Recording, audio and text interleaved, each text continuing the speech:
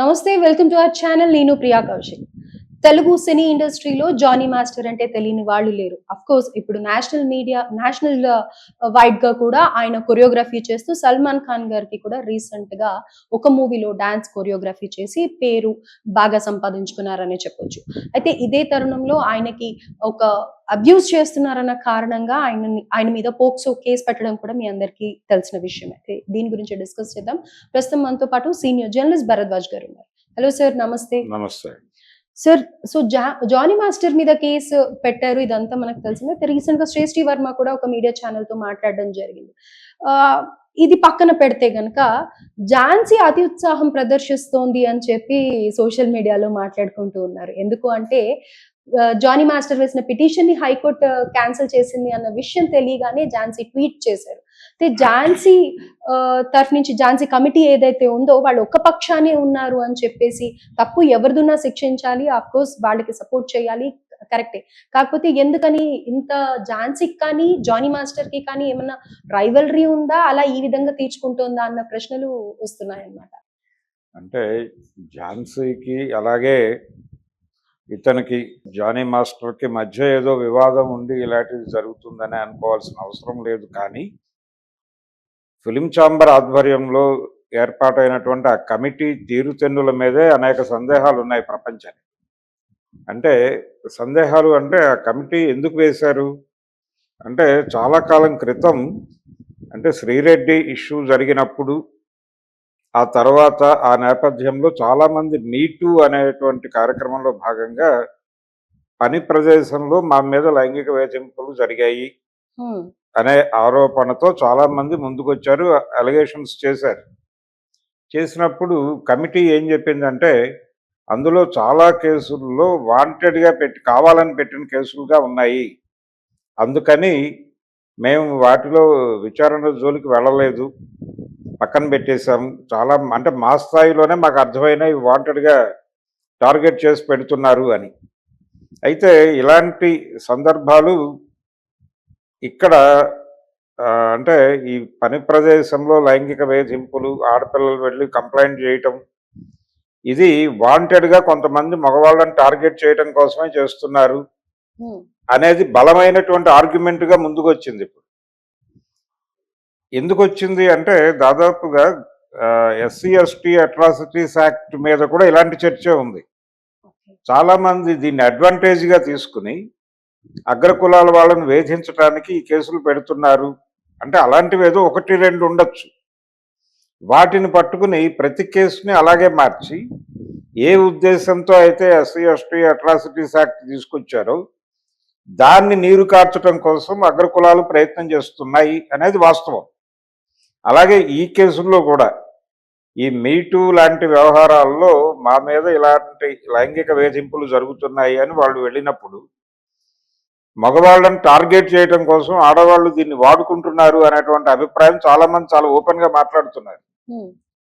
ఇప్పుడు శ్రేష్ఠి వర్మ ఒక ఛానల్కి వచ్చి మాట్లాడిన తర్వాత ఇది మళ్ళీ రాజుకుంది.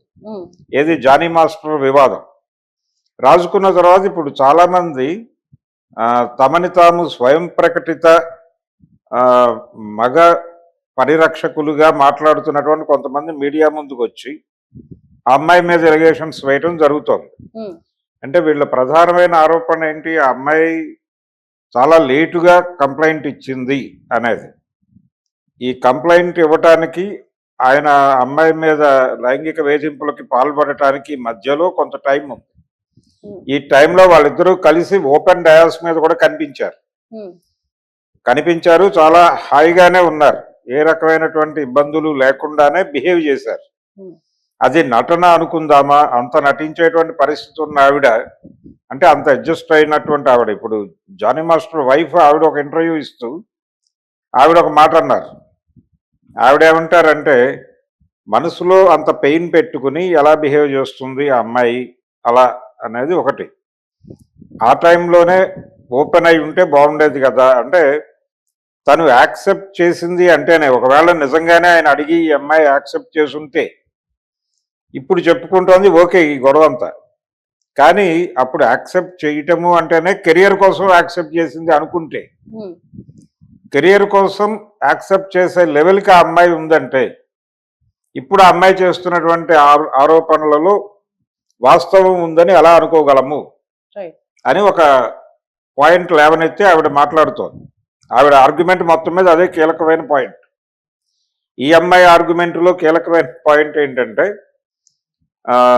నా మీద ఆ టైంలో జరిగినప్పుడు నేను సరే నా ఆ ఏజ్ కాదు, నేను ఆ టైంలో ఎలా హ్యాండిల్ చేయాలి, దీన్ని ఎలా ఎదుర్కోవాలో నాకు అర్థం కాలేదు. నాకు అర్థమయ్యేసరికి దీన్ని నేను ఎదుర్కోగలను అని నాకు అర్థమయ్యే టైంకి చాలా టైం గడిచిపోయింది. నేను దాని మీద అప్పుడైతేనేం దెబ్బలాడుతున్నాను కదా, దీన్ని పట్టించుకోవాలి కదా అనేది ఆ అమ్మాయి పాయింట్. ఈ ఆలస్యం అయింది అనే పాయింట్ తీసుకుని కొంతమంది ఏమో ఇది వాంటెడ్గా కొంతమంది అమ్మాయిలు మగవాళ్ళని టార్గెట్ చేయడం కోసం ఈ రకమైన దాడులు చేస్తున్నారు అని దీన్ని జనరలైజ్ చేసి మాట్లాడటం ద్వారా దీని నుంచి ప్రజల దృష్టిని మళ్లించేటువంటి ప్రయత్నం ఇంకో వైపు నుంచి జరుగుతోంది. అయితే ఈ రెండు ఆర్గ్యుమెంట్లు అలాగే కమిటీ గతంలో వ్యవహరించిన తీరు ఇవన్నీ కూడా జానీ మాస్టర్కి అనుకూలంగానే ఉన్నాయి. అంటే కమిటీ కూడా ఇలాంటి అభిప్రాయం, ఇప్పుడు ఎవరైతే మగరక్షకులుగా చెప్పుకుంటున్న వాళ్ళు బయట మాట్లాడుతున్నారో, కొంతమంది ఆడపిల్లలు మగవాళ్ళని టార్గెట్ చేయడం కోసం దీన్ని మిస్యూజ్ చేస్తున్నారు అని మాట్లాడుతున్నారు. ఇలాంటి అభిప్రాయమే కమిటీ కూడా వ్యక్తపరిచింది. మరి మీ కమిటీ ఏర్పడి ఎంతకాలం అయితే ఒక్క కేసు కూడా ఎందుకు మాట్లాడలేదు? ఆ మధ్య జస్టిస్ హేమా కమిటీ ఇది వచ్చినప్పుడు ఇక్కడ ఒక్కసారి కలకలం రేగింది. ఇక్కడ కూడా కొంతమంది మా మీద ఇలా జరిగింది అలా జరిగింది అని మాట్లాడటం మొదలుపెట్టినప్పుడు గతంలో ఒక కమిటీ వేశారు కదా, ఆ కమిటీ ఏమైపోయింది అనే ప్రశ్న ముందుకు వచ్చినప్పుడు అప్పుడు కమిటీ ప్రెస్ కాన్ఫరెన్స్ పెట్టింది.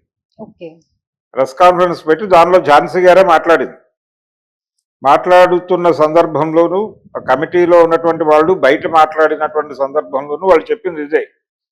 ఇప్పుడు ఈ మగరక్షకులు ఏమైతే చెప్తున్నారో అదే మాట్లాడారు వాళ్ళు కూడా. అంటే చాలా కేసుల్లో అవి వాంటెడ్గా పెట్టినట్టుగా మాకు అర్థమైంది.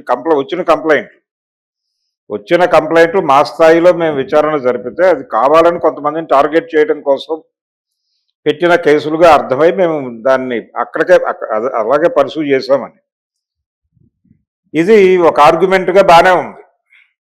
దాదాపు అదే ఆర్గ్యుమెంట్ ఇప్పుడు మగరక్షకులు చేస్తున్నారు, ఆవిడ చేస్తోంది. ఎవరు? సుమలత గారు. వీళ్ళకి కౌంటర్ ఆర్గ్యుమెంట్ అమ్మాయి చేస్తోంది. ఆ అమ్మాయి చేస్తున్నటువంటి ఆర్గ్యుమెంట్తో ఇప్పుడు కమిటీ ఏకీభవిస్తోంది అనేది గొడవ. ఈ ఒక్క కేసులో మాత్రమే జానీ మాస్టర్ కేసులో ఒకలా, మిగిలిన కేసుల్లో ఒకలాగా కమిటీ బిహేవ్ చేసింది అనేది వీళ్ళ ఆర్గ్యుమెంట్. జానీ మాస్టర్ ఆర్గ్యుమెంట్, అలాగే జానీ మాస్టర్ వైఫ్ చేస్తున్నటువంటి ఆర్గ్యుమెంట్ కూడా అదే. ఈ మగరక్షకులు చేస్తున్నటువంటి ఆర్గ్యుమెంట్ కూడా అదే దాదాపు. ఇక్కడ ఈ గొడవ నడుస్తున్న టైంలో అతను కమిటీ అంటే ఆయన మీద ఒక రకమైన నిషేధం విధించింది కమిటీ. ఈ కేసు తేలే వరకు అతను ఆల్రెడీ ఈ కొరియోగ్రాఫర్స్ యూనియన్కి నాయకుడు. ఆ నాయకత్వంలోంచి అతన్ని ఫ్రీజ్ చేయాలి. అతనికి వచ్చినటువంటి నేషనల్ అవార్డు కూడా ఫ్రీజ్ అయి ఉంది. అలాగే ఇతని యాక్టివిటీస్ కూడా ఆపాలి అన్న టోన్లో వాళ్ళు ఒక నిషేధం ప్రకటించారు. ఆ నిషేధాన్ని ఛాలెంజ్ చేస్తూ ఆయన కోర్టుకు వెళ్ళాడు. కోర్టు ఇతను వేసిన పిటిషన్ని కొట్టేసింది. ఈ కొట్టేయటం అనేది తమ విజయంగా ఆవిడ ట్వీట్ చేసింది. ఇది కాదు, అసలు టోటల్ కేసే కోర్టులో ఉంది. ఆయన అరెస్ట్ అయి ఉన్నాడు. ఆ అమ్మాయి పెట్టిన కేసులో, సృష్టి వర్మ అనేటువంటి ఆవిడ పెట్టిన కేసులో పోలీసులు అందులో ఏదో మేరకు నిజం ఉంది అని అనుకునే కదా కేసు బుక్ చేసింది. కేసు పెట్టిన తర్వాత అతను అరెస్ట్ అయ్యాడు, జైలుకి వెళ్ళాడు. బెయిల్ మీద బయటకు వచ్చాడు. మధ్యలో మధ్యంతర బెయిల్ తీసుకున్నాడు ఆ అవార్డు కోసం. ఈ లోపు అవార్డే ఫ్రీజ్ అయింది. ఆయన తిరిగి జైలుకి వెళ్ళాడు, రెగ్యులర్ బెయిల్ వచ్చింది, బయటకు వచ్చేసాడు, అయిపోయింది. సో కేసు నడుస్తోంది, కోర్టు పరిధిలో ఉంది. సబ్జుడీస్ అంటారు దాన్ని. ఆల్రెడీ కోర్టు పరిధిలో ఉన్న దాని మీద ఇంకేదో పిటిషన్ని కొట్టేస్తే దాని మీద ఓపెన్ ఏరియాలో ఝాన్సీ గారు ఎలా ట్వీట్ చేస్తారు అనేది ఇప్పుడు, అంటే ఆవిడ చేసినటువంటి ట్వీట్ ఆ పిటిషన్ వరకు పరిమితమైనప్పటికీ ఛాంబర్ విజయంగా ఆవిడ అభివర్ణించారు దాన్ని. ఎప్పుడైతే ఛాంబర్ విజయంగా ఆవిడ అభివర్ణించారో, కమిటీ విజయంగా అభివర్ణించారో, అప్పుడు కమిటీ తీసుకున్నటువంటి నిర్ణయం పట్ల కోర్టు అంటే ఒక రకంగా అప్రిసియేషన్ తెలియజేసినట్టుగా భావించాల్సి ఉంటుంది. ఓకే. అంటే అతను లైంగిక వేధింపులకు పాల్పడ్డాడు అనేది ప్రూవ్ అయిపోయినట్టుగా బయట ప్రపంచం అనుకుంటుంది ఆవిడ ట్వీట్ నుంచి. కానీ ఆ కేసు ఇంకా నడుస్తోంది. ఓకే. ఆ నడుస్తూ ఉండగా కేసు ఫైనల్ అయిపోయింది అన్న ఇంప్రెషన్ ఇస్తున్నట్టుగా ఈవిడ ట్వీట్ చేయటం అనేది మళ్ళీ మంట రాజేసింది. అందుకని ఇమ్మీడియట్ గా ఆవిడ సుమలత గారు, అతని వైఫ్, జానీ మాస్టర్ వైఫ్, ఆవిడ ఇమ్మీడియట్ గా అలర్ట్ అయిపోయి బయట మాట్లాడటం మొదలు పెట్టారు, ఇది ఎలా నడుస్తుంది అని. అయితే ఆవిడ ఝాన్సీ గారి ట్వీట్ కంటే ముందే ఈ శ్రేష్ఠి వర్మ ఒక ఛానల్కి వెళ్ళి మాట్లాడటం జరిగింది. ఆవిడ చాలా అంటే ఎప్పుడు జరిగింది అన్నది కాదు, నేను కేసు పెట్టాను కదా, దాని మీద దర్యాప్తు జరగాలి, దర్యాప్తు జరిగి నేను నిజంగానే ఫాల్స్ అయి ఉంటే నన్ను శిక్షించుకోవడానికి కూడా నాకు అభ్యంతరం లేదు, అలాగే దానిలో నిజానిజాలు తేలితే ఆ దోషికి కూడా శిక్ష పడాల్సినటువంటి అవసరం ఉంటుంది, కోర్టు దర్యాప్తు చేస్తుంది, డిపార్ట్మెంట్ దర్యాప్తు చేస్తుంది అనే నమ్మకంతో నేను కేసు పెట్టానని చెప్పింది అమ్మాయి. ఆ ఆర్గ్యుమెంట్లో కూడా కొంత న్యాయం ఉంది. అంటే జరిగిన రోజే కేసు పెట్టలేదు కాబట్టి అసలు జరిగి ఉండదు అనుకోవడం కూడా తప్పే. అలాగే కొంతకాలం బాగానే ఉన్నారు కదా, ఇంతకాలం బాగానే ఉన్నారు కదా, పోనీ జరిగింది, ఆ జరిగిన తర్వాత ఓపెన్ డయాస్ మీద కూడా నవ్వుతూ మాట్లాడుకున్నారంటే మాట్లాడుకుని ఉండొచ్చు, దానికి రకరకాల ప్రెజర్స్ ఉండొచ్చు, ఆ అమ్మాయి పోనీ అనుకుని ఉండొచ్చు, ఇంకెక్కడో మరీ ఇబ్బందికర పరిస్థితులు వచ్చినప్పుడు అంటే ఇది గ్రాంటెడ్గా తీసుకుని ఆ అమ్మాయిని బుల్డోజ్ చేసుకుంటూ వెళుతున్నటువంటి ప్రాసెస్లో ఆ అమ్మాయి ఇక తట్టుకోలేని కండిషన్కి వచ్చినప్పుడు అప్పటి నుంచి జరుగుతున్న వ్యవహారం అంతా ఒక్కసారి బయటకు చెప్పేస్తే బాగుంటుంది అనుకుని చెప్పుండొచ్చు. ఈ యాంగిల్లో చూసేటువంటి ప్రయత్నం ఎవరు చేయట్లే ఈ కేసుని. కాబట్టి శ్రేష్ఠి వర్మ చేస్తున్నటువంటి వాదన ఆల్రెడీ కోర్టులో ఉంది, ఆవిడ బయటకి మాట్లాడటం వలన ప్రయోజనం లేదు, ఆవిడ బయట ఆర్గ్యుమెంట్ చేయటం వలన ఆల్రెడీ కోర్టులో ఉంది. అలాగే ఝాన్సీ గారు ఓపెన్ డయాస్ మీద విజయం సాధించాం అన్న టోన్లో మాట్లాడటం వలన జానీ మాస్టర్ ఇబ్బందుల్లో పడతాడు. ఇప్పుడు జానీ మాస్టర్ మీద నేరాలు ఆరోపింపబడి ఉన్నాయి అంతే, అంతే తప్ప అవి నిర్ధారణ కాల, అతనికి శిక్ష పడల, కన్విక్ట్ అవ్వలేదు, అతను అక్యూజ్డ్ అంతే, జస్ట్ అక్యూజ్డ్. ఆయనకు ఇంకా ట్రయల్ జరగాలి, ట్రయల్లో సాక్ష్యాధారాలు నిరూపితం అవ్వాలి, అప్పుడు కోర్టు శిక్ష వేస్తే అప్పుడు అతను నేరస్తుడు అనేటువంటి ట్యాగ్ కిందకు వస్తాడు. అప్పటి వరకు కేవలం నేరం ఆరోపింపబడిన వ్యక్తిగా మాత్రమే చూడాలి అతను, చట్టాన్ని గౌరవించే పద్ధతిలో అయితే. కాబట్టి అతని మీద ముందస్తు జడ్జిమెంట్ ప్రకటించింది ఇవిడ ఝాన్సీ గారు. అది ఇప్పుడు డిస్కషన్గా మారింది ప్రపంచంలో. ఎప్పుడైతే ఝాన్సీ గారు ఆ ట్వీట్ చేశారో దానికి కౌంటర్ ఆర్గ్యుమెంట్లు వీళ్ళు మొదలుపెట్టారు. ఈ స్వయం ప్రకటిత మగరక్షకులు అనబడేటువంటి ఇద్దరు ముగ్గురు వాళ్ళు చాలా కాన్షియస్గా ఆర్గ్యూ చేస్తున్నారు. వాళ్ళ ఆర్గ్యుమెంట్లో వాళ్ళు లేవనెత్తుతున్న అంశం ఏంటంటే చాలామంది ఆడపిల్లలు దీన్ని అడ్డం పెట్టుకుని వర్క్ ప్లేస్లో వాళ్ళ వేధింపులు ఎక్కువైపోయినాయి అనేది వీళ్ళు ఎస్టాబ్లిష్ చేయదలుచుకున్న విషయం. ఇది ప్రమాదకరం ఈ ధోరణి. అంటే 1-2 కేసులు ఎక్కడో ఉంటాయి, ఆ 1-2టిని పట్టుకొని దీన్ని జనరలైజ్ చేసి అసలు ఇలాంటి కమిటీలు వేయటం తప్పు, వర్క్ ప్లేసుల్లో ఆడవాళ్ళ మీద దాడులు జరుగుతున్నాయి అనేదే తప్పు అని మాట్లాడటం ఇబ్బంది. ఎందుకంటే జరుగుతున్న మాట వాస్తవం, చెప్పుకోలేని పరిస్థితుల్లో సరెండర్లు అయిపోతున్న మాట వాస్తవం, చెప్పుకునే అవకాశం దొరకక మాత్రమే కాదు, ఆ మానసిక స్థితి, సామాజిక స్థితి కూడా ఉండదు వాళ్ళకి. ఈ ఉండని పరిస్థితుల్లో కొంత టైం తీసుకుని ఎక్కడో చోట మాట్లాడటం అనేది కరెక్ట్. ఇప్పుడు మాట్లాడారు, అప్పుడు ఎందుకు మాట్లాడలేదు, ఇప్పుడు మాట్లాడిన దాన్ని అప్పుడు ఎందుకు మాట్లాడలేదు అనే అభిప్రాయంతో కొట్టేయటం తప్పు. శ్రేష్ఠి వర్మ చేసినటువంటి ఆరోపణలు కోర్టు పరిధిలో ఉన్నాయి ఆల్రెడీ, దాని మీద దర్యాప్తు జరుగుతోంది, ఆ దర్యాప్తు జరగనివ్వండి. జరిగిన తర్వాత ఒక అవుట్కమ్ వస్తుంది ఏదో ఒక రోజున. అంటే జనరల్గా మన కోర్టుల్లో కేసులు సినిమాల్లో చూపించినంత వేగంగా సెటిల్ అవ్వవు. సినిమాలో వాళ్ళు వెంటనే నెక్స్ట్ షాట్లో జడ్జిమెంట్ వచ్చేస్తుంది, కోర్టులో ప్రొడ్యూస్ చేసిన క్షణమే జడ్జిమెంట్లు చెప్పిన సీన్లు కూడా మన డైరెక్టర్లు తీస్తారు. కానీ బయట ఒక్కొక్క కేసు కనీసం 5 ఏళ్ళు పడుతుంది. ఓకే. అంటే కోర్టు వాయిదాలు వేస్తూ పెడుతుంది. ఏదో టైంలో ట్రయల్ నోటీస్ ఇస్తారు. ఆ ట్రయల్ నోటీస్ ఇచ్చినప్పుడు సాక్షుల్ని పిలుస్తారు. ఆ సాక్షులు వాళ్ళు చెప్పుకోవాల్సింది వాళ్ళు చెప్పుకుంటారు. ప్రాసిక్యూషన్ ఆర్గ్యుమెంట్ ఉంటుంది, డిఫెన్స్ ఆర్గ్యుమెంట్ ఉంటుంది. ఈ ఆర్గ్యుమెంట్స్ ముగిసిన తర్వాత మళ్ళీ క్వశ్చనింగ్ ఉంటుంది. ఈ ప్రొసీజర్ ఉంటుంది కోర్టులో. మరైతే జానీ మాస్టర్ కెరీర్ పోయినట్టే అనుకోవచ్చా మరి అప్పటిదాకా? మరి అవార్డ్ అంటే ఫ్రీజ్ చేసి ఉంచుతారు, ఓకే. మరి ఆయనని ఓకే, కొరియోగ్రాఫర్ ఏమంటారు, ఆ కమిటీకి హెడ్ కాకపోయినా అది పెద్ద ప్రాబ్లం. నాయకుడు వర్క్ కాదు ఆయన. రాకపోతే కష్టం కదా. రోజువారీ పని పరిస్థితి ఏమిటి అనేదే ఇక్కడ ప్రశ్న. హా, అంటే ఎవరు ఆయనకి పని ఇవ్వకపోతే ఎలా బతుకుతాడు అని. దానికి సంబంధించిన ఏర్పాట్లు ఏవో చేసుకోవాలి ఆయన. ఓకే. అంటే అక్కడ వరకు రిలాక్సేషన్ అయినా అడగాలి. అది యూనియన్లో గొడవ. ఓకే. యూనియన్ గొడవ, ఛాంబర్ గొడవ.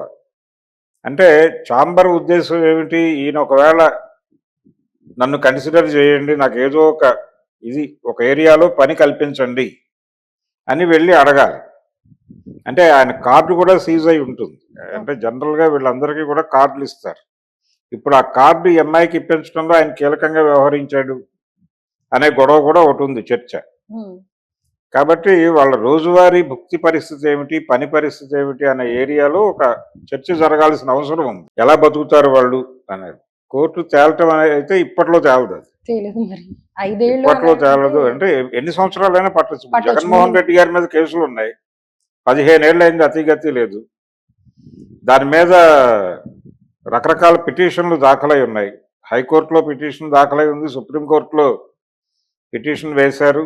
సుప్రీంకోర్టు ఒక పిటిషన్ కొట్టేస్తూ రఘురామకృష్ణరాజు వేసిన పిటిషన్, అంటే ఆయన బెయిల్ క్యాన్సిల్ చేయమని అడిగాడు కోర్టు. బెయిల్ క్యాన్సిల్ చేయము అని చెప్తూ ఆ పిటిషన్ కొట్టేసింది కోర్టు. కొట్టేసి ఆయనకి అంటే కింది కోర్టుకి గైడెన్స్ ఇచ్చింది, తొందరగా కంప్లీట్ చేయండి ఆ కేసుల్ని, విచారణ వేగవంతం చేయండి, తొందరగా డిస్మిస్ చేయండి ఆ కేసుల్ని. అంటే ఆయన అక్యూజ్డా లేదా అనేది తేల్చేసేయండి, దీనిలో కన్ఫ్యూజన్ క్రియేట్ అవుతోంది, టైం చాలా అయిపోయింది కదా అని. ఇలా ఆ కేసులు 15 ఏళ్ళు నడుస్తున్నాయి, ఇప్పటికీ నడుస్తుంది అది. కాబట్టి అలాంటి కీలకమైన కేసుల్లోనే జడ్జిమెంట్లు లేవు. కానీ ఈయన కెరియర్ అంతా దీని మీద డిపెండ్ అయింది కదా సార్, ఈ కేసు చుట్టూ తిరుగుతోంది కదా. ఇక్కడ జగన్మోహన్ రెడ్డి గారి ఉదాహరణ చెప్పాలి ఇప్పుడు వీళ్ళ ఆర్గ్యుమెంట్లు. ఓకే. ఎవరు జానీ మాస్టర్ కానీ లేకపోతే సుమలత గారు కానీ వాళ్ళు ఇప్పుడు ఛాంబర్తో ఆర్గ్యుమెంట్కి వెళ్ళొచ్చు. ఓకే. ఆర్గ్యుమెంట్కి వెళ్ళి అయ్యా అవతల ఆయన మీద కేసులు ఉండగానే ఆయన ఎన్నికల్లో గెలిచాడు, ముఖ్యమంత్రి అయ్యాడు, 5 ఏళ్ల పాటు పరిపాలించాడు, ఇప్పటికీ ఆయన ఆ పార్టీకి నాయకుడిగా నడుస్తున్నాడు. అలాగే ఇప్పుడు ఆంధ్రప్రదేశ్ ముఖ్యమంత్రిగా ఉన్న వ్యక్తి వారు కూడా బెయిల్ మీద ఉన్న ముఖ్యమంత్రి చంద్రబాబు నాయుడు గారు. అలాగే ఇప్పుడు తెలంగాణ ముఖ్యమంత్రి గారు కూడా ఒక రకంగా బెయిల్ మీద ఉన్న ముఖ్యమంత్రి. ఓటుకు నోటు కేసులో ఆయన ముద్దాయిగా వెళ్ళారు, జైలుకి వెళ్ళి వచ్చాడు, మరి ఆయన ముఖ్యమంత్రి అయ్యాడు. వీటన్నిటికంటే కూడా ఇంకా వాళ్ళు ఆర్గ్యూ చేయదలుచుకుంటే ఇందిరాగాంధీ గారు ప్రధానిగా ఉండగా, ప్రధానమంత్రిగా ఉండగానే అలహాబాద్ హైకోర్టు ఒక జడ్జిమెంట్ ఇచ్చింది ఆవిడ మీద దాఖలైన కేసులో. ఎన్నికల్లో అవినీతికి పాల్పడ్డారు ఆవిడ అని చెప్పి రాజనారాయణ గారు ఒక కేసు వేశాడు ఆవిడ మీద. వేస్తే ఆ కోర్టులో రాజనారాయణకు అనుకూలంగా కోర్టు జడ్జిమెంట్ ఇచ్చింది, అలహాబాద్ హైకోర్టు. ఆ జడ్జిమెంట్లో ఆవిడ అవినీతికి పాల్పడినట్లుగా సాక్ష్యాధారాలు ఉన్నాయని మేము గుర్తించాము అని కోర్టు జడ్జిమెంట్ ఇచ్చింది. నిజానికి నైతిక బాధ్యత వహించి ఆవిడ రాజీనామా చేసి ఉండాలి, కానీ చేయలేదు ఆవిడ. ఏమాత్రం భయపడకుండా మాత్రమే కాదు, ఏమాత్రము సిగ్గుపడకుండా ఆవిడ సుప్రీంకోర్టుకి అప్పీల్ చేసుకుని సుప్రీంకోర్టులో మేనేజ్ చేసే ఫైనల్గా ఆవిడకి అనుకూలమైనటువంటి జడ్జిమెంట్ చెప్పించేసుకుని బయటకు వచ్చేసింది ఆ కేసులో నుంచి. కాబట్టి ఆ టైంలో అంటే కోర్టులో ప్రూవ్ అయిపోయిన తర్వాత కూడా ఆవిడ పదవి వదలలేదు. పదవి వదలకపోగా పార్లమెంటు పదవీ కాలాన్ని ఇంకో సంవత్సరం పొడిగించి 6 ఏళ్ల తర్వాత ఎలక్షన్ పెట్టింది ఆవిడ 77లో. కాబట్టి కేసు ప్రూవ్ అయిన మనిషి, హైకోర్టులో ప్రూవ్ అయిన తర్వాత ఆవిడ అలా వెళ్ళారు ఇందిరాగాంధీ గారు. కాబట్టి ఇవన్నీ చెప్పి ఛాంబర్కి, బాబు మా మీద కేసు మేము అక్యూజ్డ్ మాత్రమే, ఇంకా మేము నేరం చేశాము, ఆ అమ్మాయి ఆరోపించింది, దర్యాప్తు జరుగుతోంది. ఉమ్, దర్యాప్తు పూర్తయి ఆయనకు శిక్ష పడిపోయి జైలుకి వెళ్ళిపోయి కోర్టు ఏ డెసిషన్ తీసుకున్నా మేము లోబడే ఉంటాం. ఉమ్, కోర్టు ఉరిశిక్ష వేసినా మాకు అభ్యంతరం లేదు. కానీ నేరం చేశాడో లేదో నిర్ధారణ కాకుండా మీరు శిక్షలా అమలు చేస్తారు, అతను లైవ్లీహుడ్ ఎందుకు తీసేస్తారు అనేది అక్కడ ఆర్గ్యుమెంట్ పెట్టి దానిలో కరెక్షన్ తీసుకోవచ్చు. రైట్. ఆ ప్రయత్నం జరగాలి. ఓకే. దానికి సపోర్ట్ కూడగట్టవచ్చు. Hmm. ఆవిడ కొంచెం ఆర్గ్యుమెంట్ సీరియస్ గానే చేస్తున్నారు. అంటే సుమలత గారు. సుమలత ఆవిడ దాదాపు ఆ మాట కూడా అనేసారు. ఆవిడ అంటే కొంచెం కన్ఫ్యూజన్ లో కేసులు పెట్టిన వాళ్ళు నాయకులుగా ఉంటున్నారు కదా అంది ఆవిడ. ఉమ్, నాయకులుగా ఉండటమే కాదు, వాళ్ళు ముఖ్యమంత్రులుగాను ప్రధానమంత్రులుగాను కూడా పరిపాలించిన రోజులు ఉన్నాయి. ఓకే. కాబట్టి కొంచెం సీరియస్ గా మాట్లాడగలిగితే సెటిల్ అయ్యే వ్యవహారం. Right. Thank you sir. Thank you.